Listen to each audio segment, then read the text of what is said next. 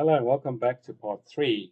This is where I'll be showing you how I email my reverse shell that's created as an executable now through Python and to see if Defender actually picks it up. In part 2, we looked at how I have PowerShell working with one-liner in my reverse shell. So I went ahead and I attached the folder where I've exported or created the exe using exfreeze.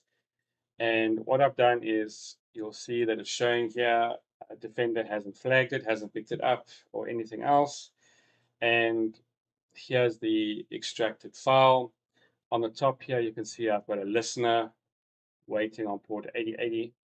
So again, I will still fix this up to make it a single exe file that's not dependent on the Python variables and DLL files.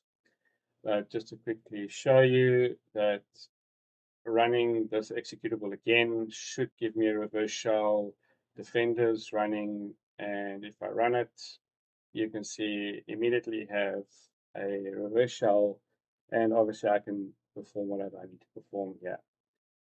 What's interesting is that even though the code is written in Python, Defender hasn't flagged it yet, so the behavior must not be triggering anything.